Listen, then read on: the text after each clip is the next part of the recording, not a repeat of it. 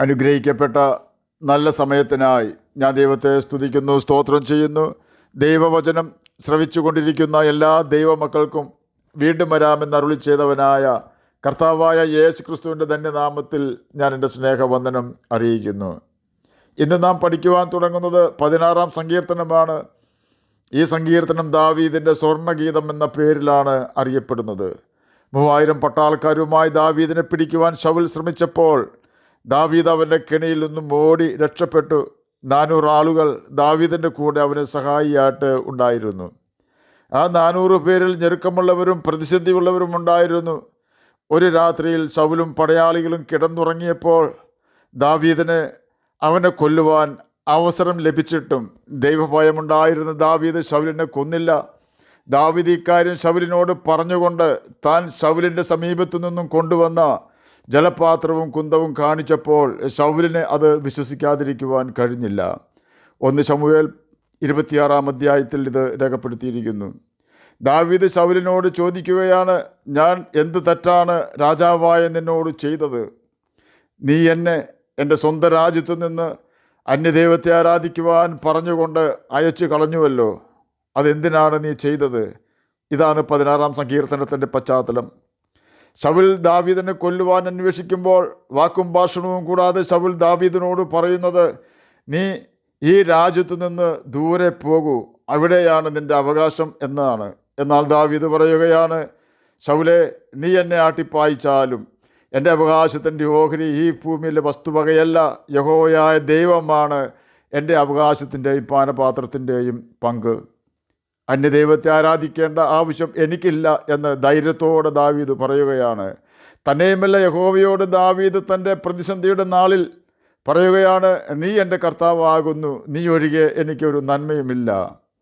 എന്നെ കേൾക്കുന്ന പ്രിയ ദൈവമകനെ, ദൈവമകളെ, ജീവിതം സുഖ ദുഃഖങ്ങൾ നിറഞ്ഞതാണ്.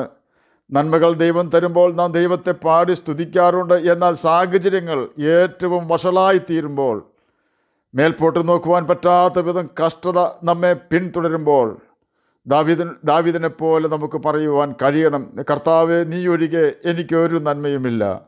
നീയാണ് എൻ്റെ കർത്താവും എൻ്റെ വീണ്ടെടുപ്പുകാരനും. നിശ്ചയമായും നാം അപ്രകാരം ദൈവത്തോട് പറയുമെങ്കിൽ ദൈവം സന്തോഷിക്കുന്ന വാക്കുകളാണത് എന്ന് നാം ഓർക്കണം. യേശുവിൻ്റെ പ്രതിസന്ധി ഘട്ടത്തിൽ കൂടെ നിന്ന ശിഷ്യന്മാരോട് കർത്താവ് പറയുകയാണ്, നിങ്ങളാകുന്നു എൻ്റെ പരീക്ഷാഘട്ടത്തിൽ എന്നോടുകൂടെ നിലനിന്നവർ. ലൂക്കോസ് എഴുതിയ സുവിശേഷം 22-ാം അധ്യായം 28-ാം വാക്യത്തിൽ ഇത് രേഖപ്പെടുത്തിയിരിക്കുന്നു.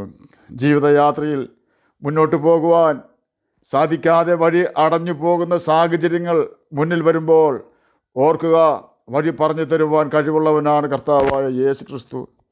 16-ാം സങ്കീർത്തനം 7-ാം വാക്യത്തിൽ ഇപ്രകാരം രേഖപ്പെടുത്തിയിരിക്കുന്നു, എനിക്ക് ബുദ്ധി ഉപദേശിച്ചു തന്ന യഹോവയെ ഞാൻ വാഴ്ത്തും. ദൈവവിഷയമായി സമ്പന്നൻ ആകുന്നതാണ് ശരിയായ ബുദ്ധി. യഹോവ ഭക്തി ജ്ഞാനത്തിൻ്റെ ആരംഭമാകുന്നു എന്ന് ബൈബിൾ പഠിപ്പിക്കുന്നു. യഹോവ ഭക്തി എന്നത് ഇംഗ്ലീഷ് ബൈബിളിൽ ഫിയർ ഓഫ് ദ ലോർഡ് എന്നാണ് രേഖപ്പെടുത്തിയിരിക്കുന്നത്. അതായത് ദൈവഭയമുള്ള വ്യക്തിക്ക് ദൈവം ജ്ഞാനം കൊടുക്കുന്നു എന്ന് സാരം. എപ്രകാരമാണ് ദൈവം തന്നെ ഭയപ്പെടുന്നവർക്ക് ജ്ഞാനം കൊടുക്കുന്നത് എന്ന് ചോദിച്ചാൽ, ദൈവഭയമുള്ള വ്യക്തികൾക്ക് ദൈവം നല്ല ഉപദേശങ്ങൾ കൊടുക്കുന്നു. ലക്ഷ്യമില്ലാത്ത വ്യക്തികൾക്കൊരിക്കലും വഴിതെറ്റുകയില്ല. എന്നാൽ ജീവിത ലക്ഷ്യം ഉള്ള വ്യക്തിക്ക് വഴിതെറ്റുവാൻ സാധ്യതയുണ്ട്. ആയതിനാൽ അങ്ങനെയുള്ളവർക്ക് നല്ല ഒരു വഴികാട്ടിയെ ആവശ്യമുണ്ട്. നാം വഴികാട്ടിയെ തിരഞ്ഞെടുക്കുമ്പോൾ വഴി അറിയാവുന്ന വ്യക്തിയെ തന്നെ തിരഞ്ഞെടുക്കണം. അങ്ങനെ എങ്കിൽ സ്വർഗത്തിലേക്കും സ്വസ്ഥതയിലേക്കുമുള്ള വഴി അറിയാവുന്ന ഒരേ ഒരു വ്യക്തിയേ ഉള്ളൂ, അത് കർത്താവായ യേശു ക്രിസ്തുവാണ്. യേശു നമ്മെ അലയുവാൻ വിട്ടുകൊടുക്കുകയില്ല. എന്നാൽ നാം ദൈവഭയമില്ലാതെ പാപം ചെയ്ത് ജീവിച്ചാൽ നിശ്ചയമായും ലക്ഷ്യത്തിൽ സാത്താൻ നമ്മെ എത്തിക്കാതെ അലഞ്ഞ് നടക്കുമാറാക്കും. പാപമാണ് നാം അലയുവാൻ മുഖാന്തരമായി തീരുന്നത്. അതിന് പരിഹാരം ബൈബിൾ പറയുന്നത് പോലെ ജീവിക്കുക എന്നത് മാത്രമാണ്. ശരീരത്തിന് രോഗം വരുമ്പോൾ നാം മെഡിക്കൽ ഡോക്ടറെ സമീപിക്കും. മാനസിക അസ്വസ്ഥതകൾക്ക് മനോരോഗ വിദഗ്ധനെ നാം സമീപിക്കും. എന്നാൽ ദൈവത്തിന് നമ്മിലുള്ള സ്ഥാനം അപഹരിക്കുവാൻ നാം ആരെയും അനുവദിക്കരുത്. തന്നെ ഭയപ്പെട്ട് തൻ്റെ കൽപ്പനകളിൽ ഇഷ്ടമുള്ളവരും ദൈവവചനം അനുസരിക്കുന്നവരുമായ വ്യക്തികൾക്ക് നല്ല ബുദ്ധി ഉപദേശം നൽകുന്നവനാണ് കർത്താവായ യേശു ക്രിസ്തു. അതാണ് ഒരു ദൈവമകൻ്റെ അവകാശം. ആ ബുദ്ധി ഉപദേശം കേട്ടനുസരിക്കുന്നവനെ ചതിക്കുവാൻ ആർക്കും കഴിയുകയില്ല. വചനത്തിൽ കൂടിയും ദൈവദാസന്മാരിൽ കൂടിയും സാഹചര്യങ്ങളിൽ കൂടിയും ദൈവം നമ്മെ ബുദ്ധി ഉപദേശിക്കും. നിത്യജീവൻ ലഭ്യമാകുന്ന ദൈവത്തിൻ്റെ ഉപദേശം നാം അവഗണിക്കുമ്പോൾ പ്രതിസന്ധി നിറഞ്ഞ നമ്മുടെ ജീവിതം നമ്മെ ബുദ്ധി ഉപദേശിക്കും. ഒരു ദൈവമകളെയും അവരുടെ ഭർത്താവിനെയും കുറിച്ച് ഞാൻ കേട്ടിട്ടുണ്ട്. വർഷങ്ങൾക്ക് മുമ്പ് ഞാനൊരിക്കൽ ആ വീട്ടിൽ ചെന്നപ്പോൾ ആ ഭവനത്തിലെ സഹോദരി ഒരു പാസ്റ്ററെക്കുറിച്ച് എന്നോട് പറഞ്ഞത് ഇപ്രകാരമാണ്. ആ പാസ്റ്റർ എന്നോട് പറഞ്ഞു, എല്ലാ ഞായറാഴ്ചയും ആരാധനയ്ക്ക് വരണം, പ്രാർത്ഥിക്കണം, ബൈബിൾ വായിക്കണം. എന്നാൽ 2 ആൺമക്കളായ നിങ്ങളുടെ കുഞ്ഞുങ്ങൾക്ക് നല്ല ഭാവി ഉണ്ടാകും. പാസ്റ്റർ ആ സഹോദരിയോട് പറഞ്ഞ കാര്യങ്ങളാണ് നാം കേട്ടത്. ആ സഹോദരി തുടർന്ന് എന്നോട് സംസാരിച്ചത്, ആ സഭയിൽ ഞങ്ങളിപ്പോൾ പോകുന്നില്ല, എങ്കിലും ഞങ്ങളുടെ മക്കൾക്ക് നല്ല ഭാവി ലഭിച്ചു എന്നാണ്. അവരുടെ മകൻ ഒരു ഡോക്ടറിനെ വിവാഹം കഴിച്ചു, ഒരു കുഞ്ഞുമുണ്ടായി. തങ്ങളെക്കാൾ വളരെ നല്ല സാഹചര്യമുള്ള ഭവനത്തിലെ കുട്ടിയായിരുന്നു അവൻ്റെ ഭാര്യ. പെൺകുട്ടിയുടെ വീട്ടുകാരുടെ എതിർപ്പ് അവഗണിച്ചായിരുന്നു വിവാഹം. ചുരുക്കി പറഞ്ഞാൽ അവരുടെ തെറ്റായ തീരുമാനം ആ യൗവനക്കാരനെ അലയുമാറാക്കി. വിവാഹബന്ധം ശിഥിലമായി. ഒടുവിൽ സാമ്പത്തിക പ്രതിസന്ധി മൂലം അവരുടെ വീട് വിറ്റ് വളരെ ശോചനീയമായ സാഹചര്യത്തിൽ അവർ എത്തിപ്പെട്ടു. ഒടുവിൽ അവരുടെ ഭർത്താവ് ആത്മഹത്യ ചെയ്യുകയും ചെയ്തു. കാരണം എന്താണെന്ന് എനിക്കറിയില്ല. ആര് ഉപദേശം തന്നാലും ബൈബിൾ അനുസരിച്ചുള്ള ഉപദേശമാണെങ്കിൽ നാം തള്ളിക്കളയരുത്. കാരണം ദൈവാത്മാവല്ലാതെ ബൈബിളിലെ നല്ല ഉപദേശം നമുക്ക് ആരും തരികയില്ല. വിജയിക്കുന്ന തീരുമാനമെടുക്കുവാൻ ദൈവാത്മാവിൻ്റെ ഉപദേശം അത്യാവശ്യമാണ്. മറ്റേതൊരു വ്യക്തിയുടെ ഉപദേശമായാലും അതിൽ സ്വാർത്ഥത കണ്ടേക്കാം. എന്നാൽ ദൈവത്തിനും ദൈവവചനത്തിനും തെറ്റുപറ്റുകയില്ല. അതുകൊണ്ടാണ് സ്വന്തം വിവേകത്തിൽ ഊന്നരുത്, നിനക്ക് തന്നെ നീ ജ്ഞാനിയായി തോന്നരുത്, യഹോവയെ ഭയപ്പെട്ട് ദോഷം അകന്ന് നടക്കണം എന്ന് സദൃശവാക്യങ്ങൾ 3-ാം അധ്യായം 5-ാം വാക്യത്തിൻ്റെ അവസാനവും 7-ാം വാക്യത്തിലും രേഖപ്പെടുത്തിയിരിക്കുന്നത്. 16-ാം സങ്കീർത്തനം 8-9 വാക്യങ്ങളിൽ, ഞാൻ യഹോവയെ എപ്പോഴും എൻ്റെ മുമ്പിൽ വെച്ചിരിക്കുന്നു, അവൻ എൻ്റെ വലത്തുഭാഗത്തുള്ളത് കൊണ്ട് ഞാൻ കുലുങ്ങിപ്പോകയില്ല. അതുകൊണ്ട് എൻ്റെ ഹൃദയം സന്തോഷിച്ച് എൻ്റെ മനസ്സ് ആനന്ദിക്കുന്നു, എൻ്റെ ജഡവും നിർഭയമായി വസിക്കും എന്ന് രേഖപ്പെടുത്തിയിരിക്കുന്നു. ദാവീദിൻ്റെ ജീവിതത്തിൽ ദൈവത്തിന് വലിയ പ്രാധാന്യം താൻ കൊടുത്തിരുന്നു. എപ്പോഴും താൻ ദൈവത്തെ സന്തോഷിപ്പിക്കുന്നവനായിരുന്നു. അതുകൊണ്ട് തന്നെ വലിയ പ്രതികൂലത്തിലും ദാവീദ് കുലുങ്ങിപ്പോയില്ല. അതുപോലെ തന്നെ 16-ാം സങ്കീർത്തനം മശിഹായെക്കുറിച്ച് എഴുതിയിട്ടുള്ള സങ്കീർത്തനമാണ്. ഞാൻ എപ്പോഴും യഹോവയെ എൻ്റെ മുമ്പിൽ വെച്ചിരിക്കുന്നു എന്ന് പറഞ്ഞാൽ അതിനർത്ഥം എന്താണെന്ന് യേശു പുതിയ നിയമത്തിൽ പറയുന്നുണ്ട്. ഞാൻ എപ്പോഴും എൻ്റെ പിതാവിന് പ്രസാദമുള്ളത് ചെയ്യുന്നത് കൊണ്ട് അവൻ എന്നെ ഏകനായി വിട്ടിട്ടില്ല എന്ന് യോഹന്നാൻ എഴുതിയ സുവിശേഷം 8-ാം അധ്യായം 29-ാം വാക്യത്തിൽ രേഖപ്പെടുത്തിയിരിക്കുന്നു. യേശു പിതാവിനെ പ്രസാദിപ്പിച്ചത് എങ്ങനെയാണെന്ന് യേശു വിവരിക്കുന്നുണ്ട്. യോഹന്നാൻ എഴുതിയ സുവിശേഷം 15-ാം അധ്യായം 10-ാം വാക്യത്തിൽ ഇപ്രകാരം രേഖപ്പെടുത്തിയിരിക്കുന്നു, ഞാൻ എൻ്റെ പിതാവിൻ്റെ കൽപ്പനകൾ പ്രമാണിച്ച് അവൻ്റെ സ്നേഹത്തിൽ വസിക്കുന്നത് പോലെ നിങ്ങൾ എൻ്റെ കൽപ്പനകൾ പ്രമാണിച്ചാൽ എൻ്റെ സ്നേഹത്തിൽ വസിക്കും. ചുരുക്കി പറഞ്ഞാൽ യേശു പിതാവിനെ പ്രസാദിപ്പിച്ചത് അവൻ്റെ കൽപ്പനകൾ പ്രമാണിച്ചുകൊണ്ടായിരുന്നു എന്ന് സാരം. അതുപോലെ തന്നെ ദാവീദ് യഹോവയെ എപ്പോഴും തൻ്റെ മുമ്പിൽ വെച്ചിരിക്കുന്നു എന്ന് 16-ാം സങ്കീർത്തനം 8-ാം വാക്യത്തിൽ രേഖപ്പെടുത്തിയിരിക്കുന്നതിൻ്റെ അർത്ഥം എപ്പോഴും ദാവീദ് കർത്താവിൻ്റെ അധരങ്ങളിൽ നിന്നുള്ള ന്യായപ്രമാണം അനുസരിക്കുന്നു എന്നാണ്.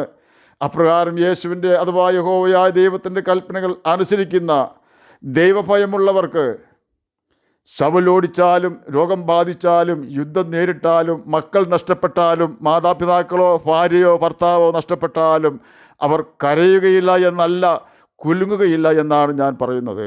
കാരണം മുഴങ്കാലിലിരുത്തി ലാളിക്കുകയും അമ്മ ആശ്വസിപ്പിക്കുന്നതിനേക്കാൾ നമ്മെ ആശ്വസിപ്പിക്കുകയും ചെയ്യുന്ന യേശു കർത്താവ് നമുക്ക് സർവ്വ ആശ്വാസവും തരും, സകല സംരക്ഷണവും നല്ല പ്രത്യാശയും തരും. 16-ാം സങ്കീർത്തനം 11-ാം വാക്യത്തിൽ സങ്കീർത്തനക്കാരൻ അവകാശപ്പെടുകയാണ്, നീ എനിക്ക് ജീവൻ്റെ വഴി കാണിച്ചു തരും എന്ന്. യേശു പറഞ്ഞു, നിത്യജീവനിലേക്ക് പോകുന്ന വാതിൽ ഇടുക്കവും വഴി ഞെരുക്കവുമുള്ളത്, അത് കണ്ടെത്തുന്നവർ ചുരുക്കമാണ്. മത്തായി എഴുതിയ സുവിശേഷം 7-ാം അധ്യായം 14-ാം വാക്യമാണ് നാം കേട്ടത്. നിത്യജീവനിലേക്ക് പോകുന്ന വഴിയിൽ കൂടി യാത്ര ചെയ്യുമ്പോൾ നാം ചെയ്യേണ്ടത് ദൈവം വെറുക്കുന്ന പാപങ്ങൾ ഉപേക്ഷിക്കുക എന്നതാണ്. വിഗ്രഹാരാധന, മരിച്ചവരോടുള്ള പ്രാർത്ഥന, മരിച്ചവർക്ക് വേണ്ടിയുള്ള പ്രാർത്ഥന, നുണ പറയുന്ന സ്വഭാവം, വഞ്ചിക്കുന്ന സ്വഭാവം, കപടവിശ്വാസം, സ്നേഹിതരെയും ചാർച്ചക്കാരെയും പ്രസാദിപ്പിക്കുവാൻ യേശുവിനെക്കുറിച്ച് ഒന്നും പറയാതിരിക്കുന്ന സ്വഭാവം, ജീവിതം പാപത്തിൽ രസിക്കുന്നവരുമായി സല്ലാപം, മദ്യപാനം, വെറിക്കൂത്ത്, പൊട്ടച്ചൊൽ, കളിവാക്ക്, ആത്മപ്രശംസ, മഹത്വം എടുക്കുവാനുള്ള വാഞ്ച, അധികാരമോഹം എന്നിത്യാദി കാര്യങ്ങൾ ദൈവം വെറുക്കുന്ന പാപവും ഇടുക്കുവാതിലൂടെ യാത്ര ചെയ്യുവാൻ കഴിയാത്തവണ്ണം ഭാരവുമാണ്. ഇതെല്ലാം ഉപേക്ഷിച്ചാൽ യേശുവിനോട് കൂടെയുള്ള വാസവും ജീവിതവും ആനന്ദകരമാണ്. എന്നെ കേൾക്കുന്ന പ്രിയ ദൈവമകനെ, ദൈവമകളെ, ഈ ഭൂമിയിൽ ജീവിക്കുവാൻ ഇനി നമുക്ക് കൂടിയാൽ 100 വർഷം മാത്രമേ ലഭിക്കുകയുള്ളൂ. ആ 100 വർഷം നിഴൽ പോലെ കടന്നു പോകും. എന്നാൽ നമ്മുടെ ആത്മാവ് 30,000 കോടി യുഗങ്ങൾ ജീവിച്ചാലും ഇല്ലാതെയാകുന്നില്ല. നരകത്തിലോ സ്വർഗത്തിലോ നമ്മുടെ ആത്മാവ് എത്തും. ഓർക്കുക, നരക ജീവിതം സ്വസ്ഥതയില്ലാത്തതാണ്. അതുകൊണ്ടാണ് യേശു സ്വർഗത്തിനും സ്വസ്ഥതയ്ക്കും വളരെ പ്രാധാന്യം കൊടുത്തുകൊണ്ട് പ്രസംഗിച്ചത്. പ്രസംഗിക്കാൻ മാത്രമല്ല, അവൻ ജീവിച്ച് കാണിക്കുകയും ചെയ്തു. ആ സ്വസ്ഥതയിൽ പ്രവേശിക്കുവാൻ നാം ഉത്സാഹിക്കണം. ദൈവത്തെ അനുസരിച്ചുകൊണ്ട് നാം ഉത്സാഹിക്കണം. ആകയാൽ സങ്കീർത്തനക്കാരനെ പോലെ നമുക്ക് ഈ ദിവസം ഒരു തീരുമാനമെടുക്കാം. നമുക്ക് വേണ്ടി തന്നെ ഏൽപ്പിച്ചു കൊടുത്ത നമ്മുടെ അരുമനാഥനായ യേശുവിനെ, അവൻ്റെ കൽപ്പനകൾ അനുസരിച്ച് ജീവിച്ചുകൊണ്ട് സ്നേഹിക്കുകയും പ്രസാദിപ്പിക്കുകയും ചെയ്യും എന്ന തീരുമാനം നമുക്ക് ഇന്ന് എടുക്കാം. ഭൂമിയിൽ നിന്ന് നമുക്ക് ലഭിക്കുന്ന ഏത് സ്നേഹവും നമുക്ക് നഷ്ടമാകുവാൻ നമ്മുടെ കാലുകൾക്ക് ശക്തിയില്ലാത്ത സമയം വന്നാൽ മതിയാകും. എന്നാൽ എത്ര പ്രതിസന്ധി വന്നാലും നമ്മുടെ കഷ്ടകാലത്ത് നമ്മോട് കൂടെ ഇരുന്ന് നമ്മെ വിടുവിക്കുന്ന കർത്താവായ യേശു ക്രിസ്തു നമ്മുടെ നല്ല സ്നേഹിതനായി തുടരുക തന്നെ ചെയ്യും. യേശുവിന് വേണ്ടി മാത്രം നമുക്ക് ഇനി ജീവിക്കാം. അവൻ്റെ കൽപ്പനകൾ പ്രമാണിച്ചുകൊണ്ട് അവനെ സ്നേഹിക്കുകയും നിത്യജീവൻ അവകാശികളായി തീരുകയും ചെയ്യാം. അതിന് കർത്താവ് നമ്മെ സഹായിക്കട്ടെ എന്ന് പ്രാർത്ഥിച്ചുകൊണ്ട് ഞാൻ എൻ്റെ വാക്കുകളിൽ നിന്ന് വിരമിക്കുന്നു. നമുക്ക് പ്രാർത്ഥിക്കാം. ഞങ്ങളെ സ്നേഹിക്കുന്ന സ്വർഗീയ പിതാവേ, നല്ല വചനത്തിനായി ഇങ്ങനെ സ്തുതിക്കുന്നു, സ്തോത്രം ചെയ്യുന്നു. എന്നെ കേൾക്കുന്ന ഏതെങ്കിലും പ്രിയപ്പെട്ടവർ സമാധാനമില്ലാതെ സ്വസ്ഥതയില്ലാതെ അലയുന്നുവെങ്കിൽ അങ്ങ് അവർക്ക് സ്വസ്ഥത കൊടുക്കണമെന്ന് പ്രാർത്ഥിക്കുന്നു. രോഗത്താൽ ഭാരപ്പെടുന്നവർക്ക് രോഗസൗഖ്യം കൊടുക്കണമേ. വേദനയാൽ ഏതെങ്കിലും പ്രിയപ്പെട്ടവർ നിലവിളിക്കുന്നുവെങ്കിൽ അങ്ങ് അവർക്ക് ആശ്വാസം കൊടുക്കണമേ. കഷ്ടത അനുഭവിക്കുന്ന ജനങ്ങൾക്ക് അവരുടെ പീഡയിൽ നിന്നും അവരെ മോചിപ്പിക്കണമേ. പ്രാർത്ഥന കേട്ടതിനായി സ്തോത്രം. യേശുവിൻ്റെ നാമത്തിൽ തന്നെ ആമേൻ. കർത്താവ് എല്ലാവരെയും അനുഗ്രഹിക്കട്ടെ. സ്തോത്രം.